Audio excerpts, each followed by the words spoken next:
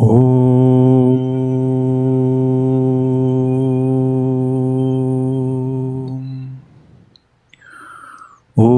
Sahana Vavatu Sahanau Bhunaktu Sahaviryam Karavavahai Tejasvinavadhitamastu ma vidvishavahai. Om Shanti Shanti Shanti. Sadashivasamarambham Shankaracharya Madhyamam Asmadacharya Paryantam Vande Guru Paramparam. Ramo Rajamani Sada Vijayate Ramam Ramesham Bhaje Ramena Bihata Nishacharachamu Ramaya Tasmai Namaha. Rama Nasti Parayanam Parataram Ramasya Dasosmyaham Rame Chittalaya Sada Bhavatu Me Bho Rama Mamuddhara Samasta Jana Kalyani Niratam Karunamayam Namami Chinmayam Devam Satgurum Brahma Vitvaram Satgurum Brahma Vitvaram. Om Shri Chinmaya Satgurave Namaha. Om Shri Chinmaya Satgurave Namaha. Om Shri Chinmaya Satgurave Namaha. Om Shri Chinmaya Satgurave Namaha. Om Shri Chinmaya Satgurave Namaha. Om Shri Chinmaya Satgurave Namaha. Om Shri Chinmaya Satgurave Namaha. Om Shri Chinmaya Satgurave Namaha. Om Shri Chinmaya Satgurave Namaha. Om Shri Chinmaya Satgurave Namaha. Om Shri Chinmaya Satgurave Namaha.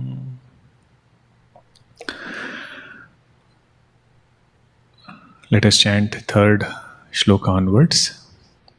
Tat Kshetram Yadrukcha.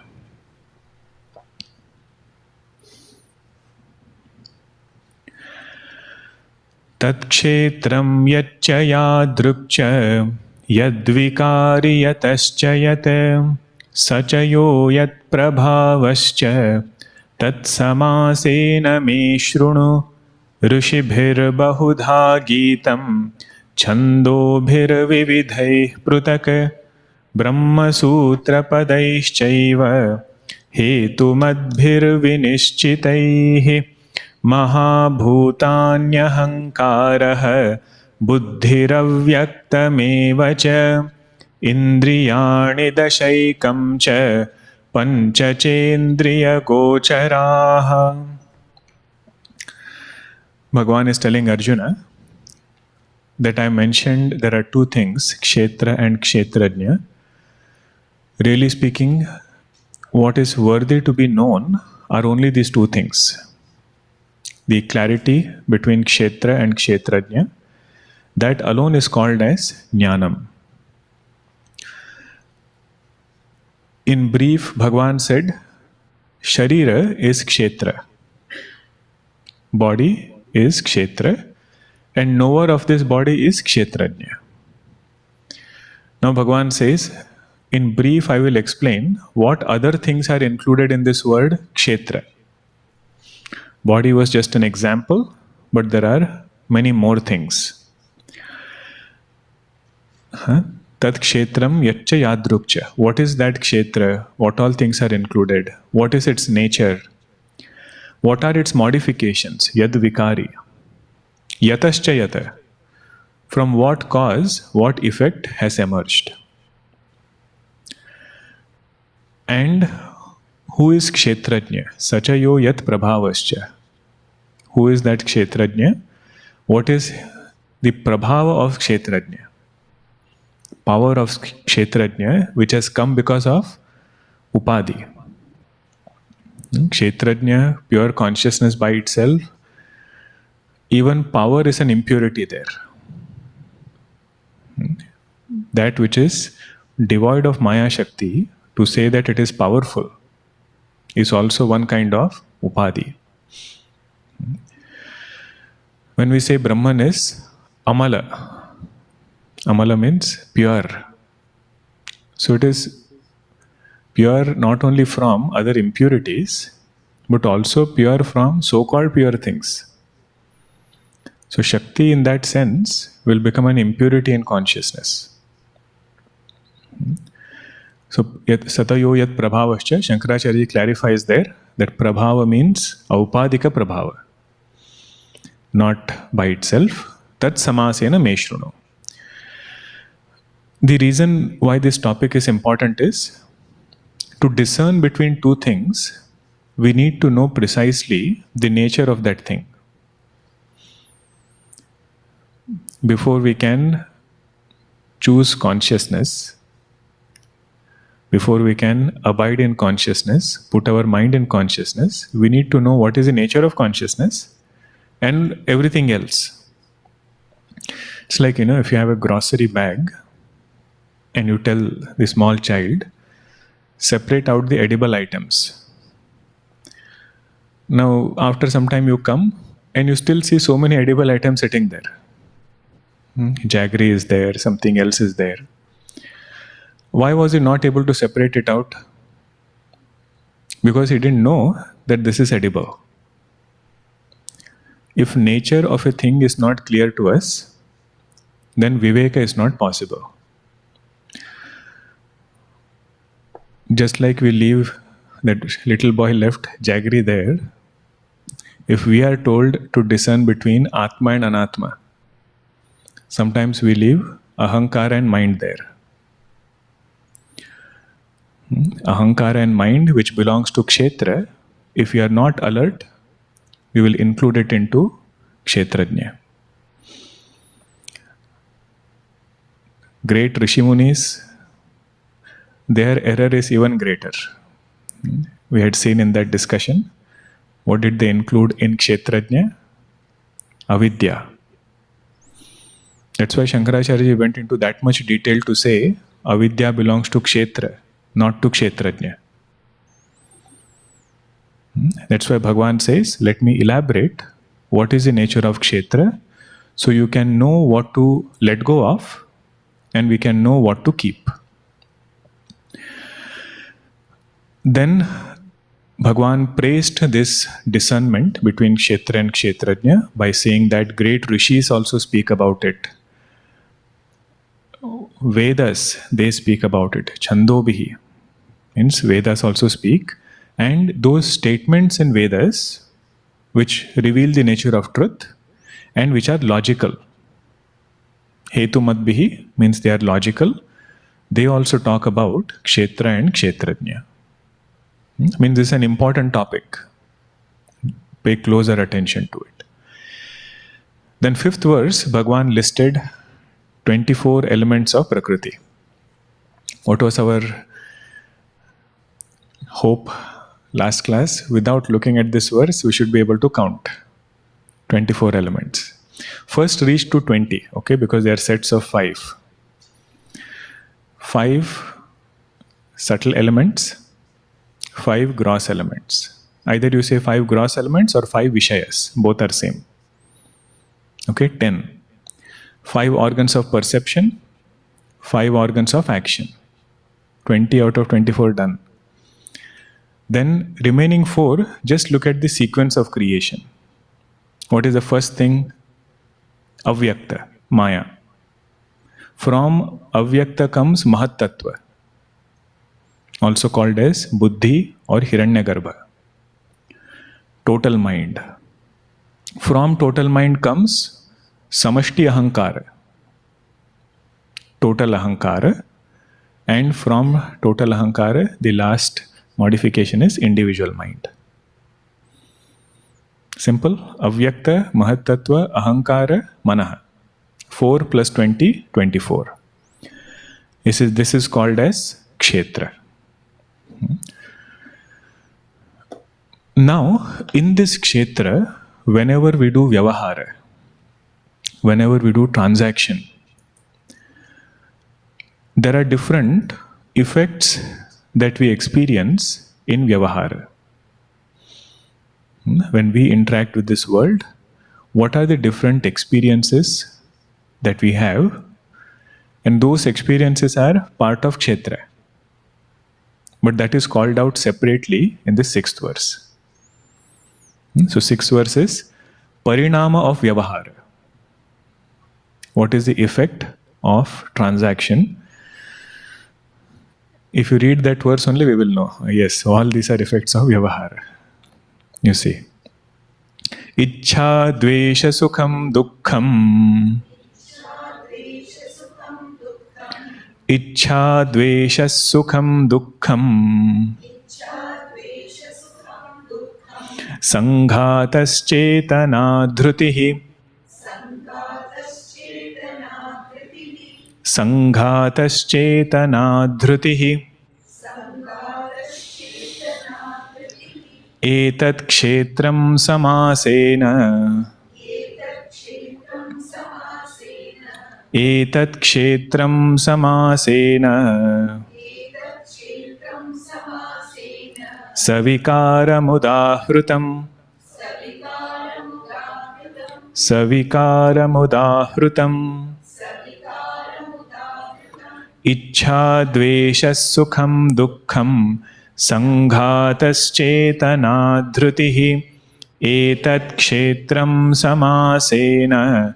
Savikaramudahrutam. First thing, Arjuna, the main point is whatever I am pointing out as Kshetra, you have to tell yourself, this is not me. Bhagavan is not only elaborating Kshetra for the sake of it. He says, once you know what is Kshetra, meditate on this fact that I am not this. Bhagavan, why I am not all this? Whatever I can let go of is not my essential nature. If there is a time in my experience where I am devoid of these things, means these things don't belong to me. They have come because of something, they can be removed because of some other thing. So the first thing in this list is Ichha. Ichha means this desire that may this thing be mine. This desire, may this thing be mine. And Ichha always happens towards known things. If there is some unknown thing, we never desire that thing. But even once if we have experienced it and we liked it, that thought which says, I want it again, that is called as Ichha. I had seen one nice ad in an Italian restaurant, It said, you eat our tiramisu, you will say, tiramisu. Means just eat it once, next time it will remind you. Why remind? This person will go searching for Italian restaurant. So that thought which has come because of some anubhuti, that is Ichha. Why do we say Ichha is not me? Because in deep sleep I exist without any desires. Fortunately, Bhagavan has given us that laboratory to test. He says, don't go by somebody else's opinion.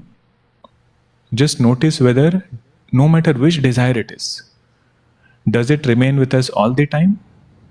Or is there a time where it disappears? If at all it is disappearing, that means it is not my essential nature. So one need not get too bothered by defining oneself through different desires. The part of sadhana is one should know how to handle desires. Dosha darshanam, looking at the consequences. All of that is happening very well for that sadhaka. But if entire spiritual journey is focused only on desires, This is a reminder that desires belong to Kshetra. We should bring it to a level where we can focus on Kshetragya. That is Ichha. Next one is Dvesha. Dvesha means, just like Ichha had this thought, may this be mine. Dvesha is that thought which says, may this never be mine. May I never come close to this food item. Never come close to this person. That thought is Dvesha. What is sitting at the root of Raga, Ichha and Dvesha? See, Bhagavan changed the word Raga with Ichha here. Huh? Generally, what are we familiar with? Raga, Dvesha. So what did Bhagavan use instead of Raga? Ichha and Dvesha. Why did I develop Ichha towards few things and Dvesha towards few things? Because they have given me Sukha and Dukkha. Whatever gave me Sukham, there I have developed Ichha, Raga, desire. And whichever object, whichever person gave Dukkham, there we develop Dvesha. But what is meditation pointer here? Neither I am experiencer of Sukham nor Dukkham. Neither do I have Raga or Ichha, nor do I have Dvesha. This is, little advanced sadhana, where just shifting attention to the truth erases lot of samsara.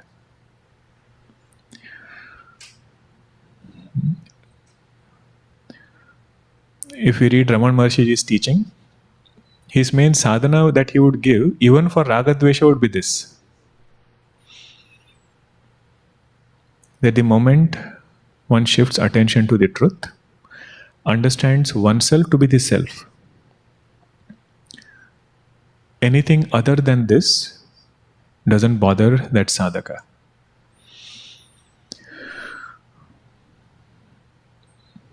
But advanced state. I was think about it. If Raga Dvesha is bothering, to shift attention to Kshetragya and say, the Raga and Dvesha, they are not me. It means I am illuminating thought of Raga, illuminating thought of Dvesha. If it is manageable Raga Dvesha, then we can cleanse it with this. In Bhagavad Geeta, Bhagavan gives 3 examples, right? One is that fire covered by smoke, mirror covered by dust, and fetus covered by the womb.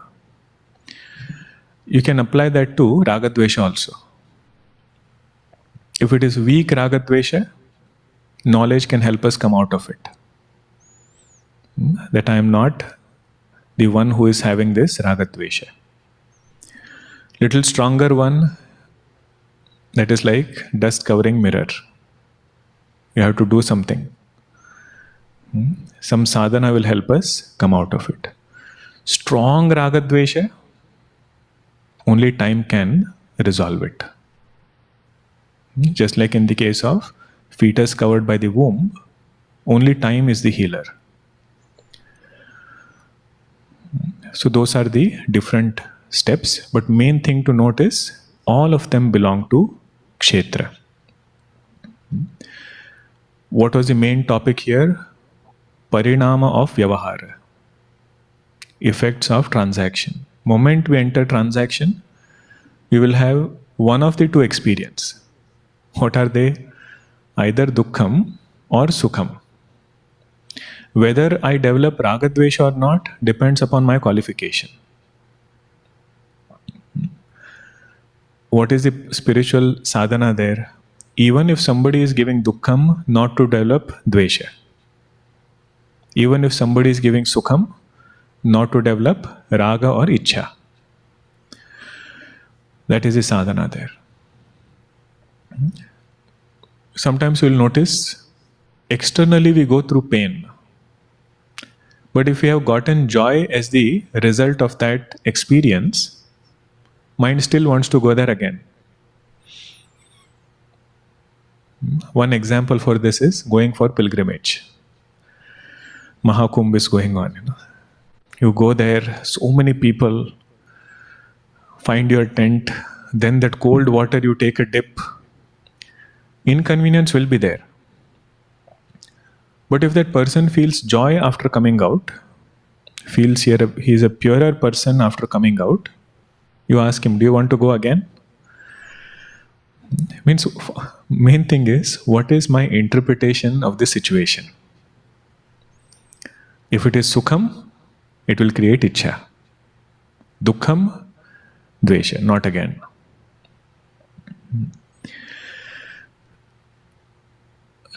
Next one is a very technical point. Ichha, Dvesha, Sukham, Dukkham. These are straightforward. Sanghatah Chetana. Sanghatah Chetana. For this, we have to take support of Shankaracharya's Bhashya. Okay, I'll translate. You don't need Bhashya. I'll just translate the meaning. Bhagavan says, Sanghatah Deha Indriyanam Samhatihi. The group of body and sense organs is called as Sanghatah. If you say body and sense organs, is gross body included? Yes. Is subtle body included? Yes. So Sanghatah refers to assemblage of gross body and subtle body. That is one point to note. Sanghatah is not only gross body, it says Indriyana, so gross and subtle. Now what is this Chetana? Sanghatah Chetana is one topic, one point. Shankaracharya says, Tasyam Abhivyakta antah-karana vrittihi. In that Sanghatah, there is one antah-karana vritti which is manifesting. Antah-karana means inner instrument. Just like we have other thoughts, there is one thought here which is manifesting in that antah-karana. But what is the uniqueness of this thought? See, every thought should have an object of thought. You cannot have a thought without its Vishaya. What is the object of this thought? Deha, Indriya. Means we become aware of our body. We start identifying with this body and our sense organs because of this antah-karana vritti. And you see further what he says. Leave that example. Tapta iva loha pinde, you leave. Agnihi. Atma chaitanya abhasa rasaviddha chetana. In this antah-karana vritti, reflection of consciousness takes place. Reflection of consciousness takes place in this antah-karana vritti. What we otherwise call as chidabhasa. Chidabhasa. Although this entire universe is made up of matter, but where is my identification with? Only this body. In that total mind and senses, I identify with these senses. Because that vritti, that thought is there, which is making this body and sense organs as its Vishaya. Now you see the beauty of this thought. Until how long will I identify with this body and sense organs? Until prarabdha is there. Until prarabdha for this gross body is there, this vritti will make this particular body as its Vishaya. Once prarabdha ends, it will make some other body as its Vishaya. Subtle body will continue because that Sanghatah has gross body and subtle body. So gross body ends, identification, subtle body continues. More clarity we get on this in Drugdrishya Viveka. Ahankara has three tadatmya. Chichaya, Deha, Sakshibhihi. Chichaya means reflected consciousness, that is Abhasa. Deha means body, that is the Sanghatah. And Sakshi is pure consciousness. So with all these three things, there is identification of this Ahankara. Although Shankaracharya has not used the word Ahankara here, but the nature of Ahankara and nature of this vritti being described here is similar.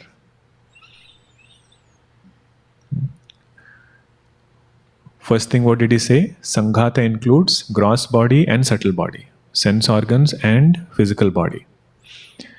And identification with this happens because of this antah-karana vritti. In that antah-karana vritti, reflection of consciousness happens. It is not something special. Whenever there is a thought, consciousness will get reflected in that thought. It's just like you take water outside when sun is there. You don't have to do anything. Sun will get reflected in that water because medium is available. Like that, in that antah-karana vritti, consciousness gets reflected. Now in some other text, the explanation might be different. Shankaracharya here says antah-karana vritti. Somewhere it will be said avidya vritti, which belongs to the causal body. We don't have to get confused. Oh, here antah-karana vritti, there avidya vritti. Main thing is to notice that belongs to Kshetra. How you define Kshetra, you will find different explanations, different places. Sanghatah Chetana, that is one word, and Dhruti. Dhruti has a very nice meaning. Holding on to our mind and sense organs and moving forward even when they are exhausted and tired. That is called as Dhruti. When they are ready to give up, still making sure that we are moving forward. Long day's work, you come back and collapse, but still you have to do what you have to do. That thought which takes us forward and makes us do things, that is called as fortitude or Dhruti. If you are swimming middle of the ocean, you can't just stop. No, why ocean? River, let us say, because somewhere you have to go. Ocean, I remembered because Veer Savarkarji. He jumped into that Kala Pani. Now imagine, if you are swimming in an ocean, all four sides you don't see anything. The quality that took him across was Dhruti. So that tendency in a person not to give up is Dhruti. That also belongs to Kshetra.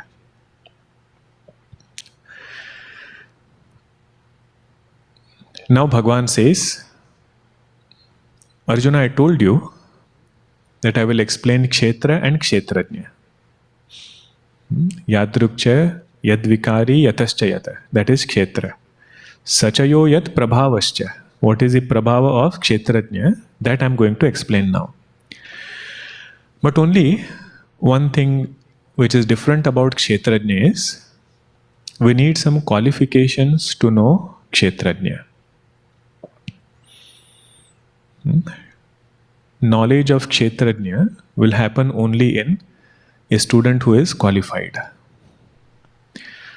That is why the topic of Jnana Sadhanani is taken up before the topic of Kshetragya.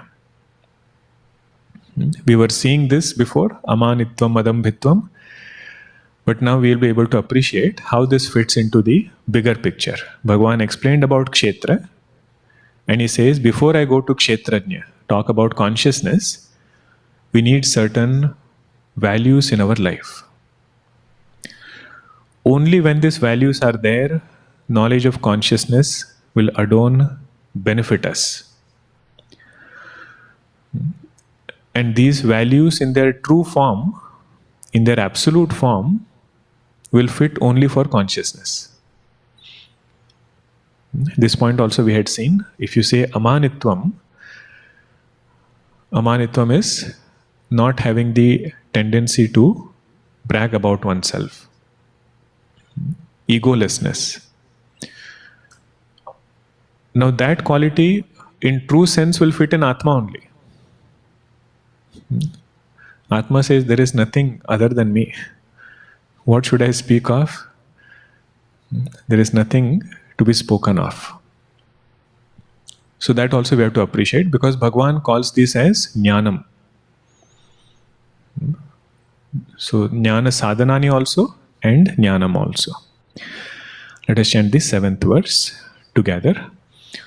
Amanitvam adhambhitvam ahimsa kshantirarjavam acharyopasanam shaucham sthairyam vinigraha. Quick recap of what these values meant.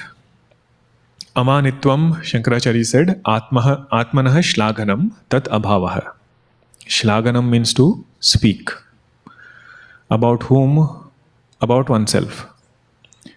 Shlaganam means, English precise word is brag. Absence of that quality is amanitvam, egolessness. We had seen elaborate description on how that quality is important, how to practice it, what are the misunderstandings of that quality. So we can refer that after. Second quality was Adhambhitvam. Adhambhitvam was Swadharma Prakritikaranam Dambhitvam tad abhavaha Adhambhitvam. Adhambhitvam, this speciality was no urge to talk about one's good qualities. Because Shankaracharya said, Swadharma Prakritikaranam. He is not talking about something that he doesn't have.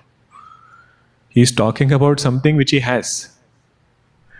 That urge to speak about those qualities which we have, that is called as dambha. And this also we had seen, whatever we present outside goes away. And whatever we hide stays inside. So good qualities went away, negativities remained inside. It would have been better if we flipped it. In those people whom we trust, bringing out those negative qualities such that we can go beyond them. And whatever goodness is there, allow Bhagavan to give the results of it. Because the moment it goes out, result is also washed away along with it. Third one was ahimsa. Ahimsa was praninam apidanam. Means my thoughts, words and actions should not hurt anybody. At micro level and macro level. In fact, any satkarma will have results only when we hold on to this quality of ahimsa. That was this quality, praninam apidanam. Kshanti. Kshanti means para aparada praptau avikriya. Not choosing to be revengeful even when somebody has wronged us. Para aparada means somebody has wronged us. Praptau, in spite of getting it. Avikriya, this person's mind doesn't change. We had seen examples, Bhagwan Rama. Example should be exalted ones, then we'll be inspired. If we love Bhagwan, devotee's inspiration is, I should live my life the way Bhagwan lived. Then Arjavam. Arjavam means whatever he is thinking, He speaks, and whatever he speaks, he does.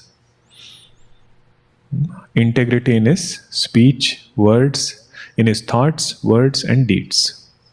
That is Arjavam. Next one was Acharya Upasanam. Acharya Upasanam literally means sitting close. So Acharya Upasanam is not sitting in the first row.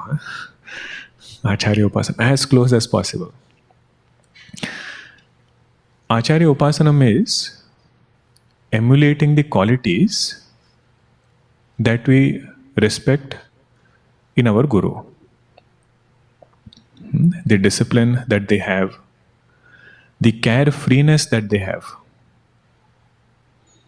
Whenever a difficult situation comes, how carefree they can be.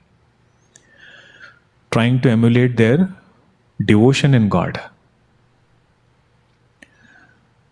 And the beauty is, one who serves will be blessed with the ability to do this upasana.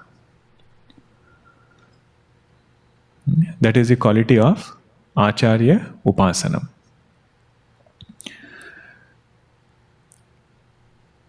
And if you don't have the physical proximity of the Guru, their literature becomes our anchor for Upasana.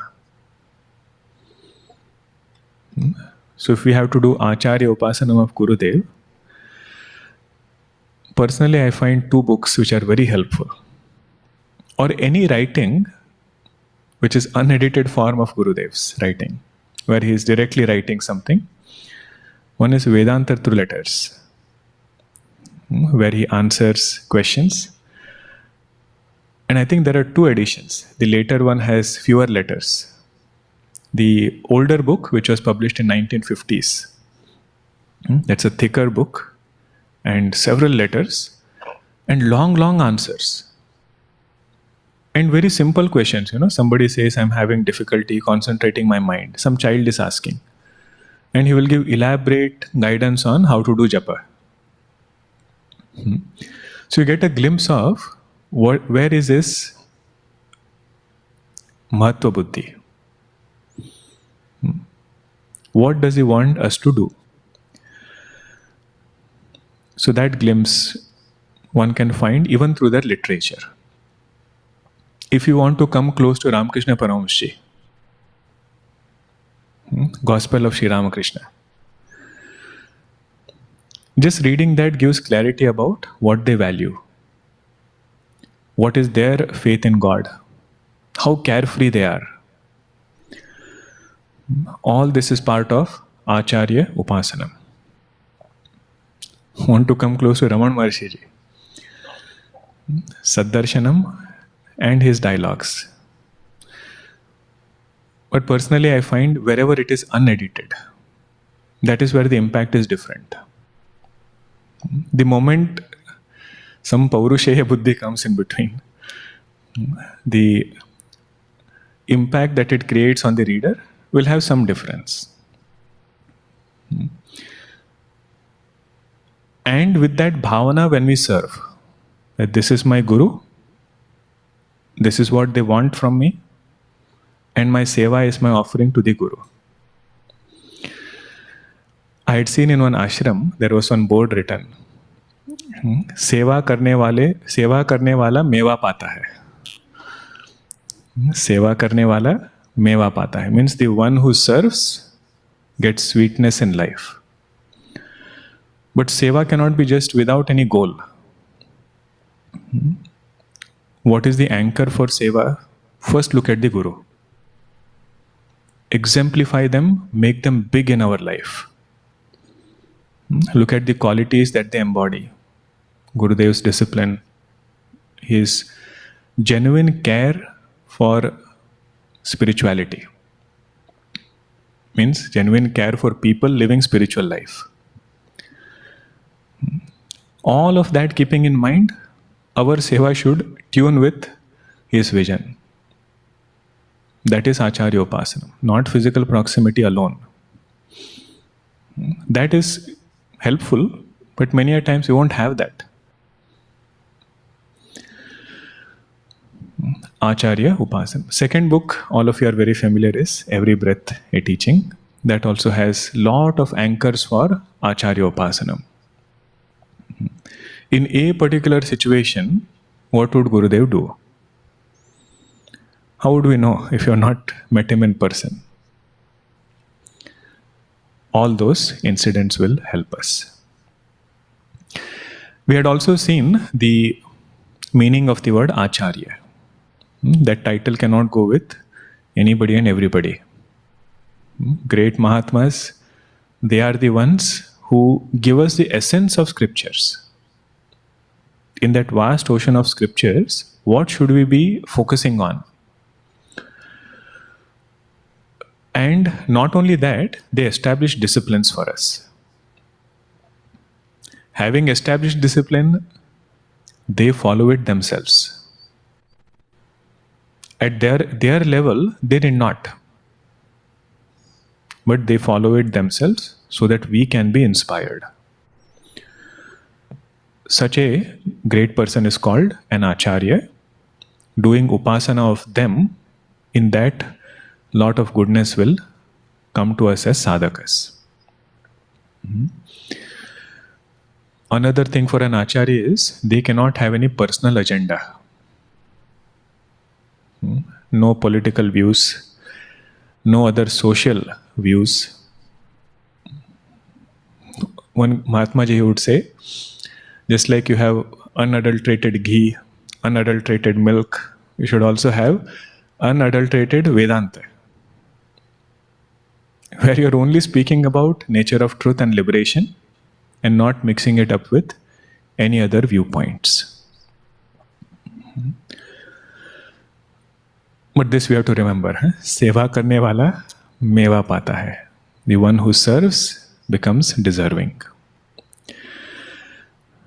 And many things which we might struggle on our own, to get a good routine, to develop love for God, following the Guru blindly will also bring lot of good. Whom we will be led to, that Bhagwan only decides. According to our inner tendencies, what we are seeking, we will be led to the appropriate Guru. And once having reached there, we can make that leap of faith. That they will never give us anything which is not good for us. That is also there. Next quality is Shaucham. Acharyopasanam Shaucham. Shaucham is, literal meaning is purity, cleanliness. Shankaracharya says we have to focus on outer cleanliness and inner cleanliness. Outer purity and inner purity. Outer purity includes body and the surrounding. At body level, making sure that we keep it pure. And surrounding level also, making sure that we keep it clean. If you go to any ashram, you'll notice one of the signature of that ashram will be Shaucham. There might not be many things there, but it will be clean. It should be clean. If you go to some pilgrimage somewhere, you'll notice even the rooms are very simple, but they should be kept clean. When Bhagwan reaches Valmiki Rishi's ashram, the first quality that he points out in Valmiki Rishi's ashram is cleanliness. Then he says Sundarta. The trees were there, rivers were there. Means between beauty and purity, if you were to pick one first, which one will you pick? Purity. Diwali day, that was the option I had given all the kids. One cloth is clean cloth, Another cloth is beautiful and exotic but unclean. First one is clean but simple. Everybody said clean but simple. It is just to show that purity and cleanliness is the first step. And for inner purity, Shankaracharya says, Raga Dvesha is our impurity, where the mind is getting strongly colored by likes and dislikes. Outer purity I can do by detergent and spray and so many things. What is the detergent for inner purity? He says Pratipaksha Bhavana. Showing the mind the other side of things, not allowing the mind to get colored. That is the way for inner purity.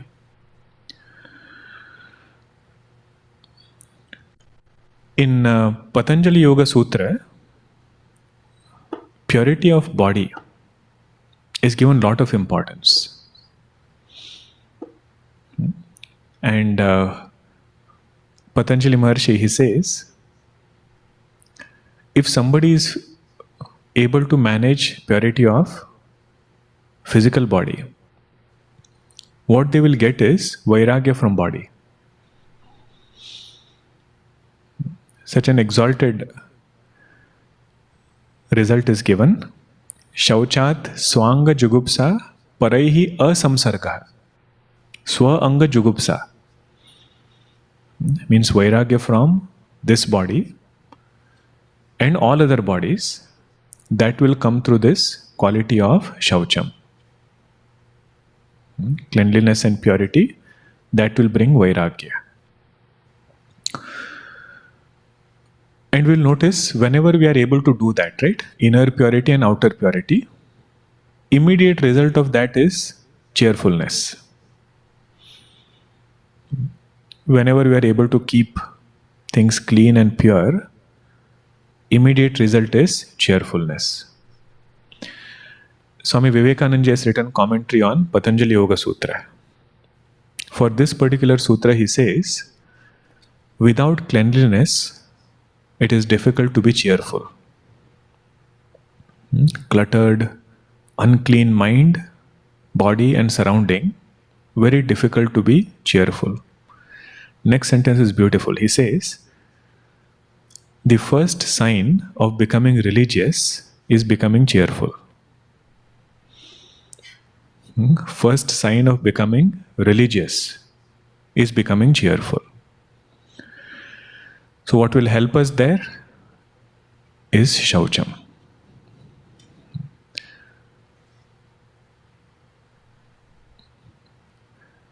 Pratipaksha bhavana is to show the mind what are those causes which agitate the mind. Whenever I have thought about the world, mind has become worldly. That is when it has gotten agitated. Whenever it has thought about the Lord, it quietens down. So constant conversation has to go on with this mind. That is Pratipaksha Bhavana. Now you will agree that level of cleanliness, outer cleanliness, is different for different people. Sometimes children, if you tell them, clean your room, you get the answer, it's already clean. You see it's fully messy, things are fallen here, there. According to them, it's very clean. Just like for outer purity, we have standards. Inner purity also we have standards. How much should I erase this mind of raga dvesha? Depends on whether I am a tivra mumukshu, manda mumukshu, a madhyama mumukshu or manda mumukshu. Tivra mumukshu says slightest trace of worldly desire is problematic. Even innocent desires. He says this is not allowing me to attain God. He will put forth effort to erase it. And he has put forth effort over a long period of time. Alert living. Second one is Madhyama Mumukshu. Madhyama Mumukshu says, I am okay with dharmic desires. They are not forbidden, but they are not enjoined also. It is because of desires, some things are there. He says, I'm okay with those kind of raga dvesha. Harmless they are, he says. But according to Tivra Mumukshu, that is also problematic. Manda Mumukshu is somebody who doesn't recognize the potential danger of these innocent looking desires which are lurking within. In the form of impurity, they might be sitting very innocently today, but they will become very chaotic and problematic tomorrow. So it depends upon level of comfort. That decides the intensity of inner shaucham. Very comfortable, Manda Mumukshu. Comfortable with dharmic things, dharmic desires, dharmic raga dvesha, Madhyama Mumukshu.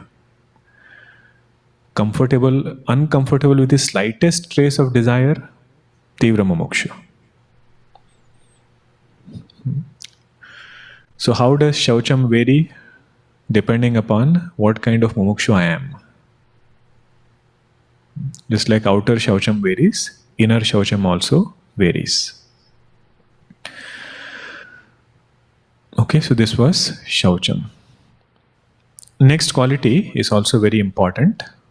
Stairyam. Stairyam means persistence. Not letting go of the path in spite of my incompetence, in spite of different setbacks. Shankaracharya gives a beautiful meaning of stairyam. He says, Sthira bhavaha. Where sthira bhavaha? Moksha marge eva kruta adhyavasayatvam.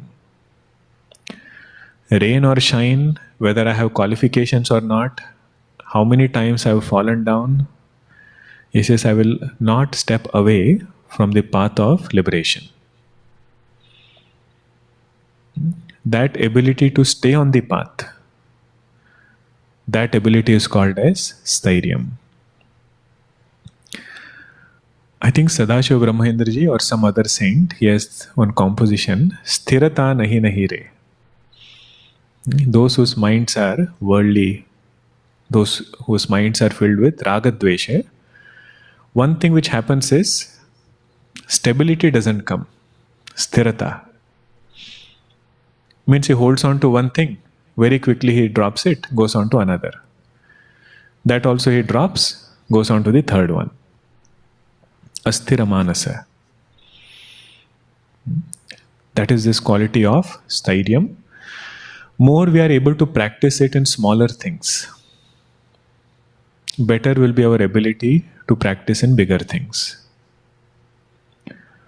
So how to practice stairyam in smaller things?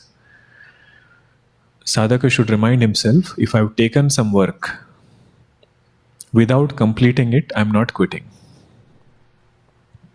In Hindi they say, kinare lagana. Means if you have started rowing the boat, don't stop in between. You know, many times when you go pedal boating, I'm very afraid with whom I'm going. Means I'm very cautious with whom I'm going. Sometimes you go in between and suddenly they stop. I'm tired. And you have to come all the way back from there. So kinare lagana has come from there. So if you have sat with somebody in a boat and you are rowing, until you reach the other shore, don't stop. So small tasks that a person takes up. Whether I am feeling that task is meaningful or not, it doesn't matter. What matters is, am I able to complete it or not? Sometimes it happens, right? We start some work, in between we start feeling that this work is not meaningful. Some commentators, they have given very beautiful insights for this. If you look at our life closely, several great things which we thought it is great, at some point it looked meaningless.